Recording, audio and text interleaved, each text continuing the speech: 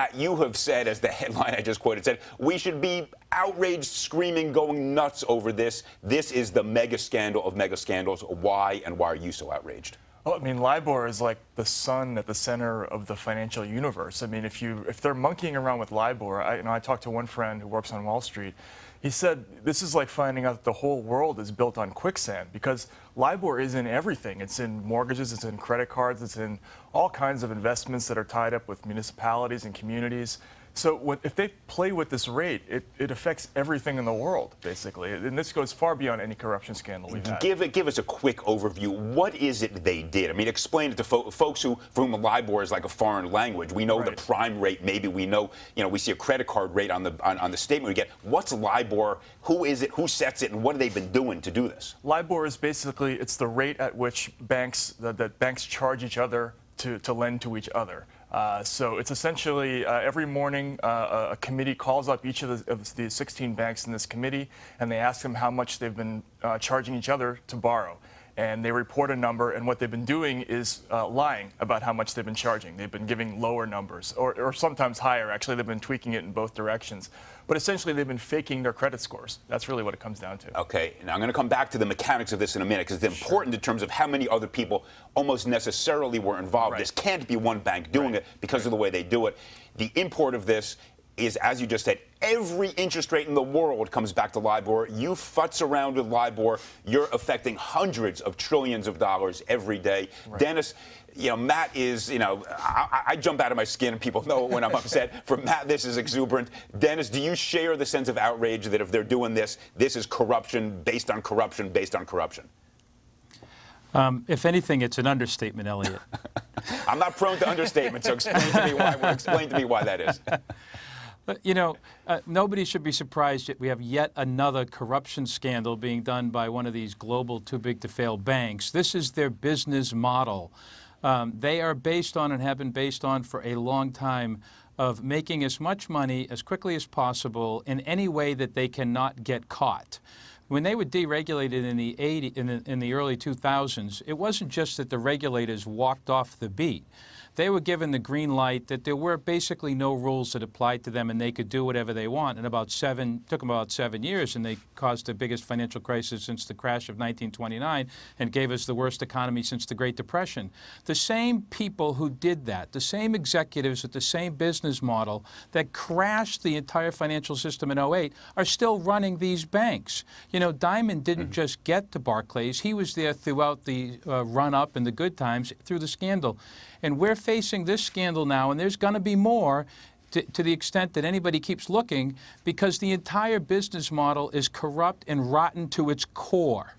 Dennis, I just want to, for folks who don't know who you are and your resume, you were one of the you're a partner at one of the biggest law firms in the world that represented these guys. And I don't say that with anything other than praise. You've worked with them, you've seen them, you understand them. You're not some crazy guy off the street we just dragged in to spew venom at them. You have worked with them and understand their thinking, their business practices, and everything else, because you just gave a pretty serious and I think absolutely on-the-point indictment of what has been wrong with our failure to impose any accountability. Virtually nobody has been chased out of the business, despite the massive, unbelievably expansive corruption that we've seen month after month.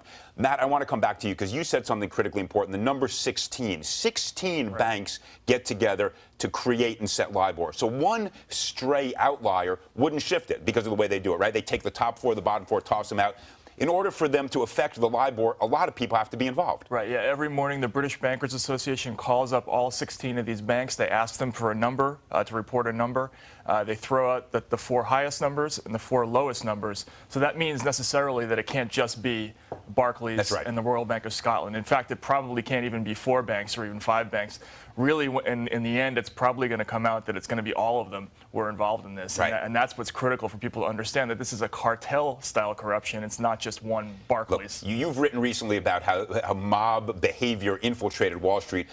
I rarely do this. I'm going to disagree with you a little bit. I think the mob learned from Wall Street, not vice versa. I think the mob, seriously, I think the mob looked at the business practices, whether it's Rockefeller in the oil trust or Wall Street, and they said, hey, you know, cartels are good. They're better than hitting people over the head with a baseball. Anyway, your metaphor is perfectly apt. Dennis, you've seen these markets. Do you agree with Matt that this has got to be expansive? It's a cartel. It runs certainly beyond the UBS, RBS, and Barclays, the three that we know of having reached agreement so far.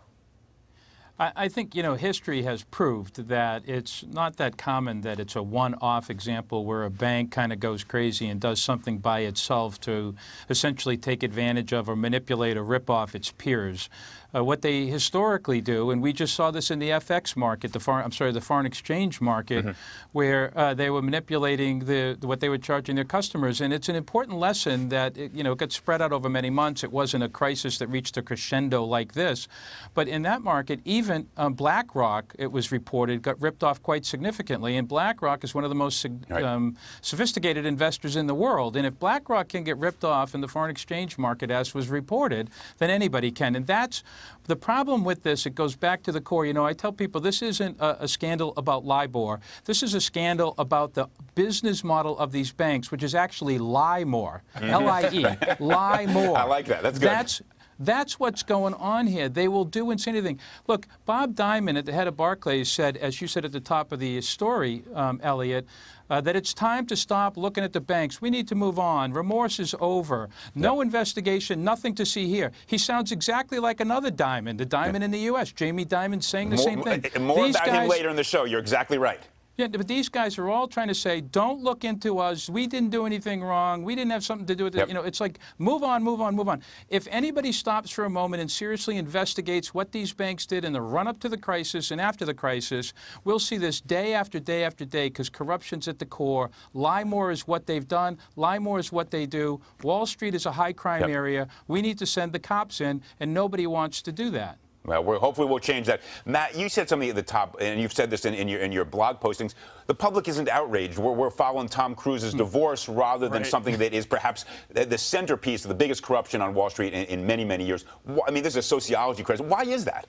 I think it has to do with a lot of things. One, LIBOR is incredibly complicated. It's difficult to explain to people on television what it is. You just did it great. I get it now. I didn't understand it before. Well, right, but people, it's tough. It takes more than 10 seconds, so that's one problem. But I think it's also just tough for people to wrap their heads around the scale of this thing. I mean, this is way bigger than any corruption scandal that's come out since 2008. The implications of this are so awesome that I think people are just reluctant to take it in yet. I think there's also a reality that LIBOR is one level below what people ordinarily deal with. I mean, people who are in business know about LIBOR-based borrowing, and the interest rate is pegged to LIBOR. But I think for most folks, they don't really see LIBOR as a day-to-day part of their lives the way they do see some of the other scabs.